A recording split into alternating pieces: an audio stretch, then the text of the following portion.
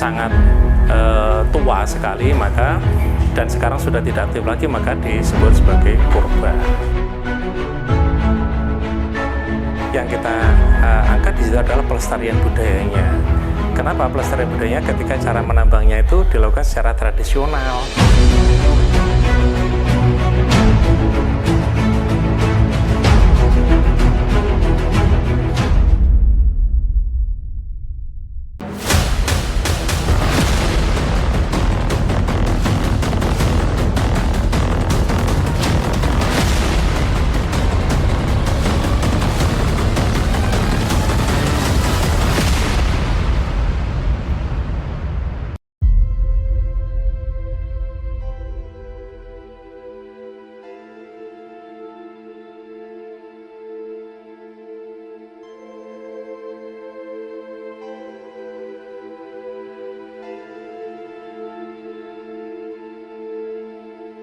Di bawah permukaan air yang tenang ini, tersimpan kisah jutaan tahun yang lalu.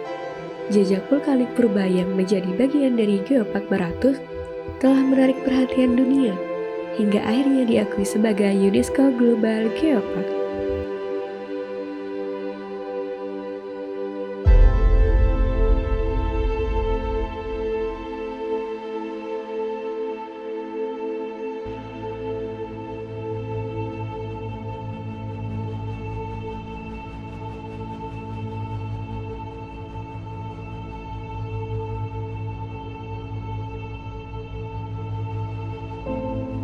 Jutaan tahun silam, wilayah ini bukanlah danau seperti yang kita lihat hari ini.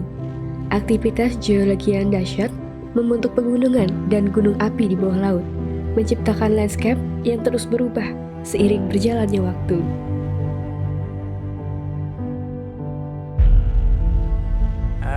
Gunung api purba yang di Geopark Maratus itu merupakan salah satu situs Geopark Maratus, Gunung api purba, di mana gunung api purba itu terjadi pada zaman umur geologinya adalah mulai kapur akhir ya. Kapur akhir itu antara 110 sampai 65. Nah, itu kebetulan di situ dulu terbukti sampai sekarang ada batuan yang namanya briksi vulkanik. Dan setelah dilakukan dating, dilakukan datanya, dilakukan penelitian di bawah mikroskop, bahwa di sini kandungan daripada batuan itu merupakan batuan-batuan produk daripada gunung api. Gunung api dalam hal ini adalah magma dari dalam bumi yang membeku. Yang membeku, tapi membekunya ketika itu adalah membeku di bawah samudra, di bawah laut.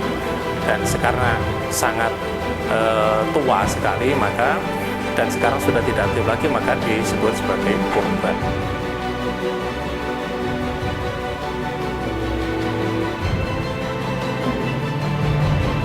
Meskipun berada di bawah air, karakteristik batuan yang ditemukan di sini menjadi bukti kuat dari sejarah vulkanik yang pernah terjadi. Batuan ini menyimpan mineral berharga yang membantu para ilmuwan memahami perjalanan alam selama ribuan milenium.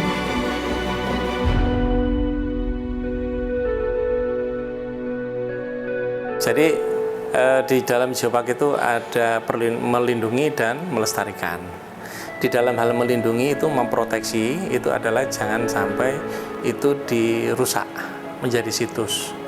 Nah, cara melindunginya adalah dijadikan situs, dijadikan kunjungan untuk belajar keilmuan bumi, bahwa di situ namanya briksi vulkanik, tempatnya di situ, kejadiannya sudah ada di cerita itu, dan itu fisiknya ada di sana. Kemudian bagaimana cara melestarikannya? Melestarikannya adalah dengan kita memberikan pemahaman ini kepada masyarakat sekolah. Jadi anak-anak sekolah mulai dari SD, SMP, SMA sampai perguruan tinggi, apalagi di sini ada yang di ULM itu ada jurusan geologi. Jadi anak-anak mahasiswa itu nanti dipertunjukkan di sana, ini loh namanya briksi vulkanik yang merupakan produk daripada gunung api purba bawah laut. Nah, ini cara melestarikannya. jadi tentunya kalau itu dilakukan ya pasti nanti terpelihara dengan baik. Enggak, termasuk di situ tidak boleh membuang sampah, di situ ada aturan-aturan, tidak boleh membongkar, tidak boleh membuat kerusakan. Itulah yang dilakukan oleh pemerintah.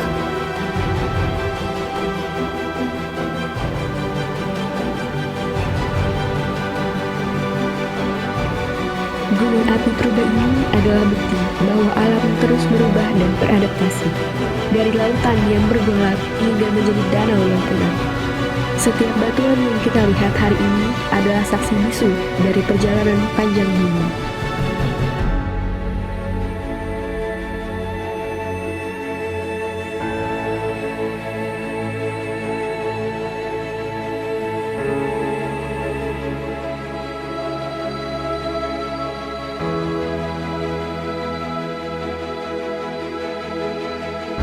Kawasan Gunung Api Purba bawah laut ini bukan hanya tentang batuan purba, tetapi juga rumah bagi ekosistem yang unik, ikan-ikan kecil bergerak di antara struktur vulkanik yang telah lama membentuk tempat perlindungan alami.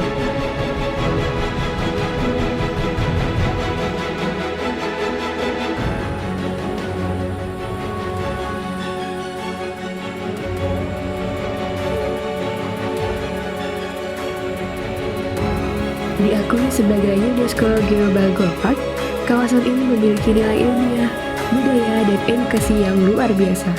Perlindungannya tidak hanya bertujuan untuk riset, tetapi juga untuk meningkatkan kesadaran akan warisan geologi kita.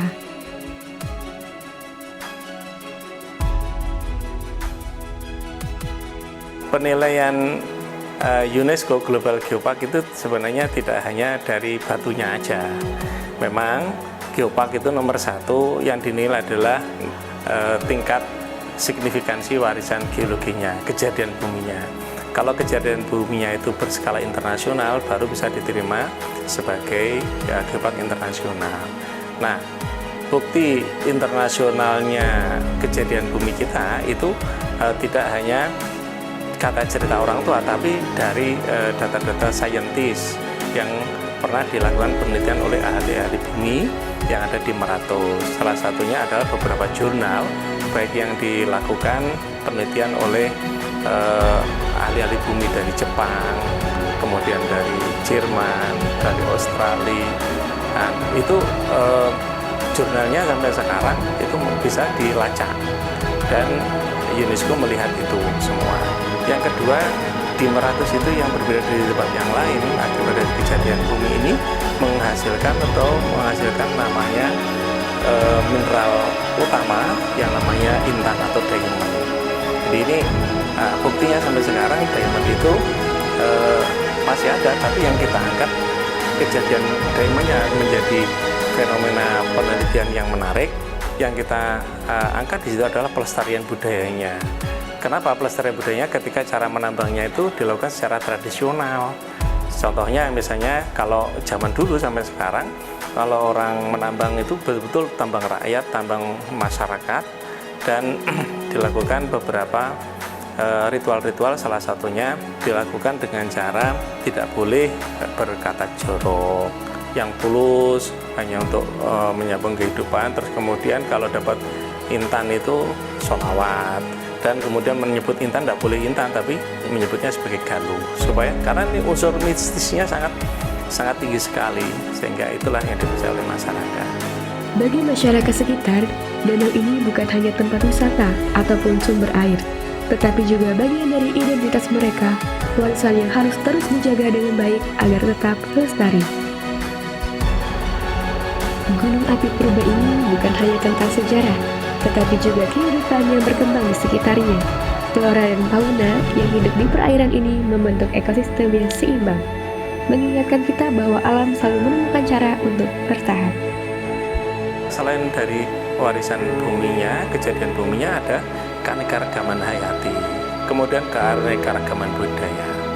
Nah, keanekaragaman hayati ini juga berdasarkan tulisan-tulisan yang dimuat di dalam jurnal-jurnal internasional maupun nasional itu apa yang membedakan di tempat yang lain. Salah satunya di sini adanya tanaman-tanaman endemik termasuk bunga anggrek, dan varietasnya itu sangat berbeda dengan di daerah yang lain.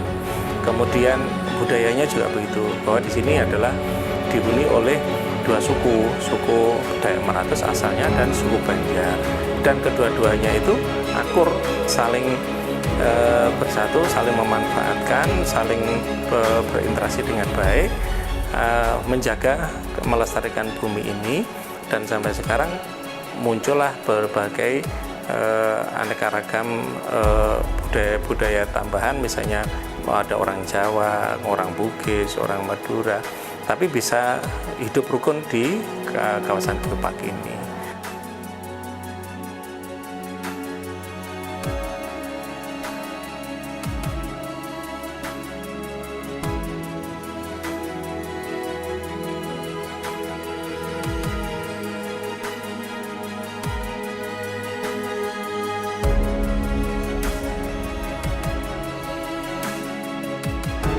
Selain keindahannya, Gunung Api Purba Bawah Laut ini menawarkan peluang besar bagi edukasi dan pariwisata berkelanjutan.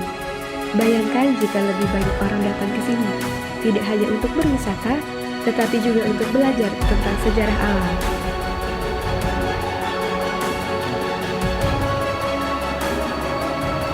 Pelestarian kawasan ini tidak bisa dilakukan sendirian. Kolaborasi antara pemerintah, ilmuwan, dan masyarakat diperlukan agar geosite ini tetap terjaga dengan baik, tanpa eksploitasi berlebihan. Ya, memang geopark itu harus melibatkan masyarakat lokal. Geopark itu tidak boleh dimiliki oleh satu atau dua orang atau kelompok. Itu adalah masyarakat yang mengelola. Maka pengelola situs itu juga ada pengelola situsnya.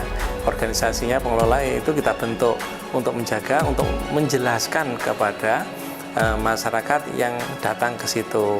Ini pentingnya mereka kita lakukan pemahaman atau mendidik mereka untuk menceritakan kejadian itu. Lalu apa manfaatnya? Ya, dari sisi keilmuan tadi, untuk tempat riset penelitian masyarakat datang ke situ. Kemudian dari sisi ekonomi, nah nanti masyarakat yang datang ke situ kan naik kelotok itu atau kapal lah, itu masyarakat yang mengelola, sehingga bisa menambah pendapatan dari masyarakat setempat.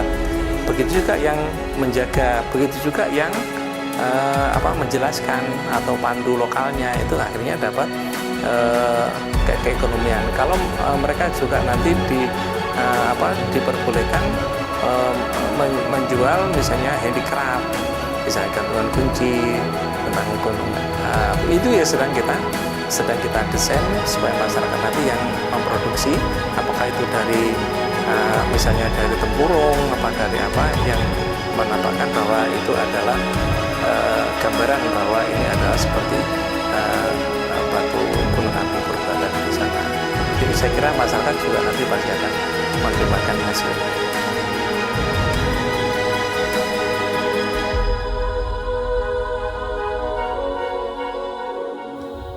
Gunung Api Purba Bawah Laut ini adalah bagian dari perjalanan panjang bumi. Ia tetap berdiri dalam diam, menyimpan cerita yang belum banyak diketahui.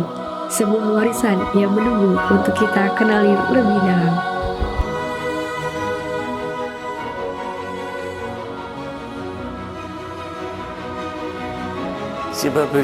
Berbicara keindahan itu memang debatable ya, Mas ya. Jadi intinya gini, fungsi daripada Gunung Api Purba di situ adalah untuk pendidikan sebenarnya.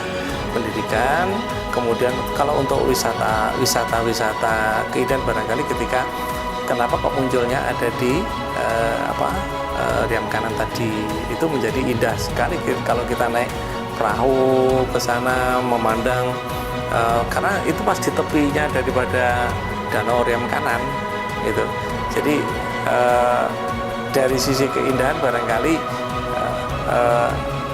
perpaduan antara tebing batuan dengan danau itu berupa air saya kira itu juga memiliki penilaian tersendiri dari sisi keindahannya.